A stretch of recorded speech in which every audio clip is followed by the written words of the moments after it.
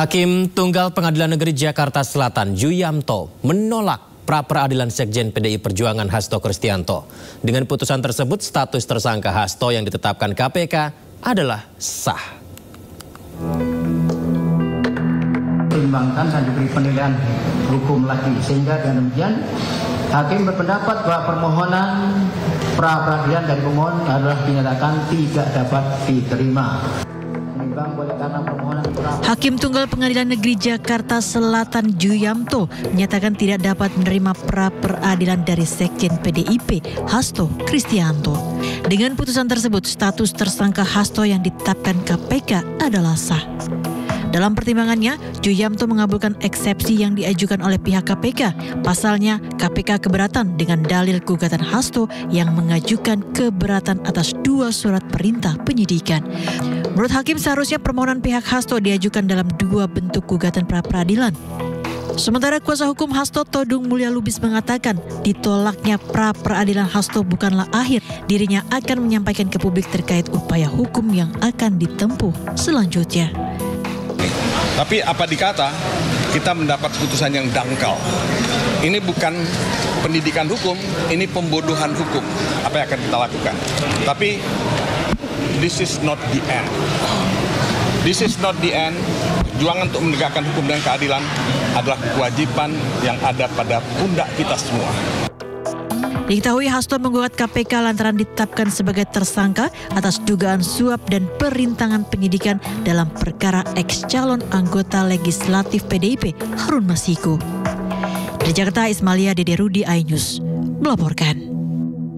Kabur atau tidak jelas, menyatakan permohonan pra-peradilan pemohon tidak dapat diterima, membebankan biaya perkara kepada pemohon sejumlah nihil. Demikian diputuskan pada hari Kamis tanggal 13 Februari 2025 oleh Juyamto, Hakim Pengadilan Jakarta Selatan kelas 1 khusus, dan diucapkan dalam sidang terbuka untuk umum pada hari dan tanggal itu juga oleh hakim tersebut, dibantu Ijat Mafaisa Panitera Pengganti pada pengadilan di Jakarta Selatan tersebut, dihadiri kuasa pemohon dan kuasa termohon.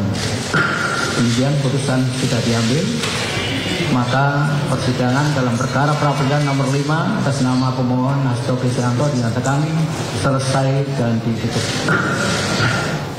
Sementara KPK mengapresiasi keputusan Pengadilan Negeri Jakarta Selatan yang menolak permohonan pra-peradilan Hasto Kristianto. KPK menegaskan proses penyidikan kasus suap Hasto akan terus berjalan dan tersangka akan kembali dipanggil.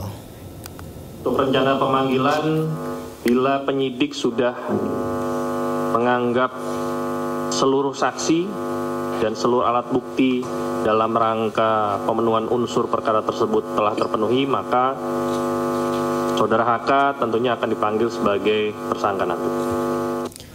Pemirsa, vonis banding Pengadilan Tinggi Jakarta memperberat hukuman untuk terdakwa korupsi kasus timah Harvey Muiz dan Helena Lim yang merugikan negara hingga 300 triliun rupiah.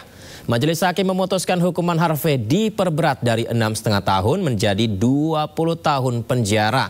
Sementara Helena Lim dari 5 tahun penjara menjadi 10 tahun penjara. Terdakwa Harvey Muiz telah terbukti secara sah dan meyakinkan bersalah melakukan tindak pidana korupsi yang dilakukan secara bersama-sama dan melakukan tindak pidana pencucian uang. Terdakwa Harvey Muiz dinyatakan sah bersalah atas tindak pidana korupsi dan pencucian uang. Harvey disebut menjadi salah satu aktor penting dalam tindak pidana korupsi PT Timah Tbk, serta adanya upaya memperkaya diri sendiri sebesar 420 miliar rupiah. Berdasarkan pertimbangan majelis hakim, hukuman terdakwa Harvey Muiz diperberat dari 6,5 tahun menjadi 20 tahun penjara di tingkat banding. Selain dikenakan denda sebesar 1 miliar rupiah, subsidi 8 bulan kurungan, majelis hakim juga menambah hukuman uang pengganti untuk Harvey dari semula 210 miliar rupiah menjadi 420 miliar rupiah. Jatuhkan pidana kepada yang terdakwa Harvey Muiz dengan pidana penjara selama 20 tahun dan denda sebesar 1 miliar rupiah dengan ketentuan apabila denda tersebut tidak dibayar akan diganti dengan pidana kurungan selama 8 bulan. Selain terdakwa Harvey Muiz, majelis hakim juga memperberat masa hukuman penjara terdakwa Helena Lim. dari semula 5 tahun penjara menjadi 10 tahun penjara dengan denda 1 miliar rupiah subsidi 6 bulan kurungan. Majelis Hakim pun menjatuhkan pidana tambahan berupa pembayaran uang pengganti sebesar 900 juta rupiah. Diketahui, kasus korupsi pengelolaan tata niaga komoditas timah terbukti menyebabkan kerugian negara sebesar 300 triliun rupiah. Kerugian negara ini mencakup penyewaan alat pelogaman hingga kerusakan lingkungan. Dari Jakarta, Yasmin Atania, Zulkarnain, iNews melaporkan.